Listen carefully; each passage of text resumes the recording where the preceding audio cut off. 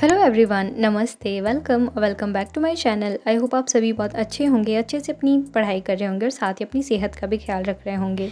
मेरा नाम है प्रिया, मैं read third grade level 1 mains की प्रिपरेशन कर रही हूँ एंड अपनी जर्नी ब्लॉग्स के ज़रिए आप लोगों के साथ शेयर करती हूँ। पिछले 1 महीने से मैंने यूट्यूब से ब्रेक ले रखा था और ये वीडियो ऑलमोस्ट 1 महीने के बाद आ रहा है, तो मुझे समझ में ही नहीं आ रहा था 1 महीने के बाद कि मैं किस टॉपिक पे वीडियो बनाऊँ, क्या बोलूँ। और अभी भी मैंने 2 या 3 रीटेक में से बोला है, वॉइस ओवर जब किया है मैंने। ये कुछ पुरानी क्लिप्स मेरे पास पड़ी थी जिन पर मैं वॉइस ओवर कर रही हूँ। बिल्कुल समझ नहीं आ रहा था कि क्या बोलूँ, कैसे स्टार्ट करूँ वीडियो। तो वही पुराना इंट्रो, वही पुरानी मैं और वही पुराने आप लोग। हालाँकि इस 1 महीने में बहुत सारे लोगों ने मेरा साथ छोड़ भी दिया है मुझे अनसब्सक्राइब करके। तो आप लोग ऐसा मत करना, मुझे सब्सक्राइब करे रखो यार। ऐसा नहीं है कि मैं यूट्यूब से बिल्कुल ही गायब हो जाऊँगी। और अब मैं कोशिश करूँगी आप लोग का साथ अब एग्ज़ाम तक ना छोड़ूँ। कभी कभी ना इंसान को थोड़ा सा सेल्फ़िश हो जाना चाहिए आई थिंक, और ये सेल्फ़िशनेस सब में होनी चाहिए। मुझे अपना सिलेबस जल्द से जल्द कंप्लीट करना था और आप लोग को पता ही है कि मैंने जो न्यू मेरी दीनदयाल पब्लिकेशन वाली बुक्स थी उनको भी तो मुझे कंप्लीट करना था, तो उस वजह से ब्रेक लेना बहुत ज़रूरी था। और अब मैंने वो तीनों बुक्स ऑलमोस्ट कंप्लीट कर ली है। उसमें सिर्फ ज्योग्राफी के कुछ टॉपिक्स बचे हैं जो मुझे बहुत ज़्यादा हार्ड लगते हैं, पर उनको भी मैं जल्दी कवर कर लूँगी। एंड हर एक बुक में लगभग 300 पेजेस हैं, तो ऑलमोस्ट 1000 पेजेस मैंने पढ़े हैं। इसके अलावा भी जो बाकी सब्जेक्ट्स हैं उनको भी मैं साथ में लेकर ही चल रही थी। एंड आपको पता है सिलेबस बहुत ज़्यादा बड़ा है। अगर हर एक सब्जेक्ट को अलग अलग माने तो ऑलमोस्ट 15 टू 16 सब्जेक्ट्स हो जाते हैं हमारे पास में। उसमें सारा ही आ गया, ICT, साइकोलॉजी, टीचिंग मेथड्स वगैरह।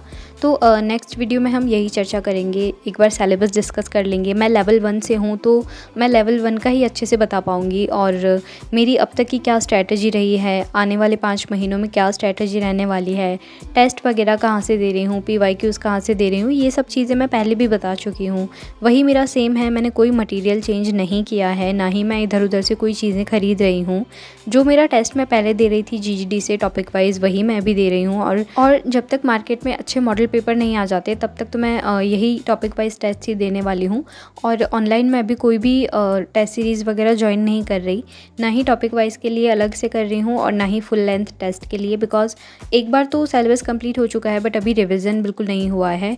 उतना रिवीजन नहीं हुआ है जितना होना चाहिए। कुछ कुछ टॉपिक हैं जिनको मैंने 2 से 3 बार पढ़ा है, तो उन पर मेरी कमांड थोड़ी बहुत अच्छी हो गई है।